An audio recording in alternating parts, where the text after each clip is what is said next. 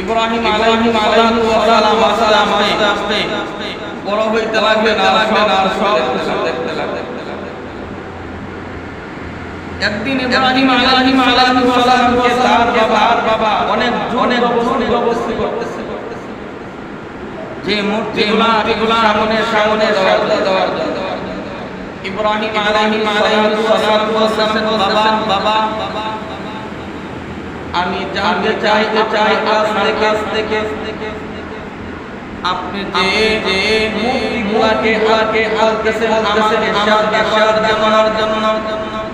এখানে তো অনেকটা কার কি পরিচয় দেন।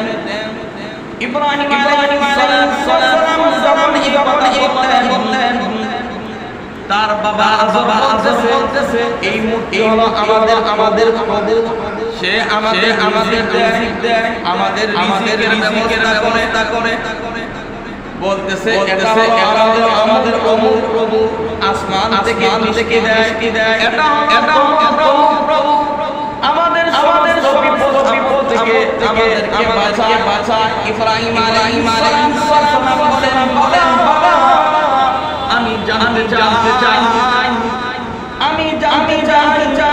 আপনি যে হাত বানাইছেন যে হাতে অনেক রকমের কাজ করে এই মূর্তিগুলোকে আপনার হাত দিয়া আপনি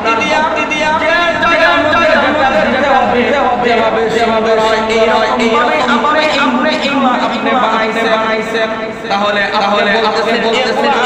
আমাদের প্রভু তাহলে আপনার কথাই এইগুলা তো আপনি কারণ এইগুলাকে হাতে বানাইছে এইগুলাই আমরাতে বানাতে হয় না এইগুলাকে বানাইছে আপনার নিজ হাতে মাটি দিয়া বানানো এইগুলা কেমন করে আমার আপনার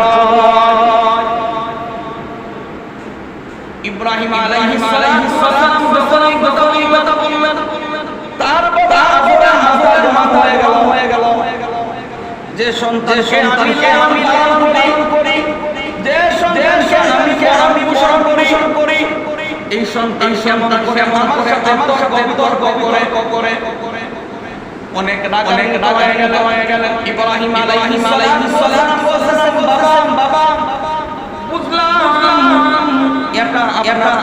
এই প্রভু আপনার এই সামনে দেওয়ার রাখছেন জন্য। ইব্রাহিম আলাইহিস সালাম বললেন বাবা এই ফলগুলো সামনে দেখেন বসে আছে এই মাছগুলা ফল থেকে রস নিয়ে যাচ্ছে ফল খেয়ে যাচ্ছে কেমন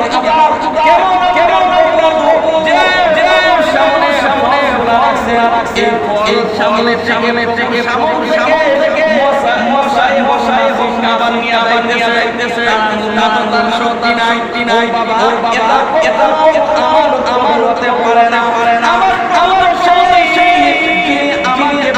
বানাইছে আপনাকে বানাইছে তিনি জমিন বানাইছে তিনি দুনিয়াটাকে পরিচালনা করতেছেন তিনি হলেন আপনার প্রভু। আমাদের ব্রেনটা এখন কাজ করে না। আমরা অনেক সময় অনেক জায়গার মধ্যে অনেক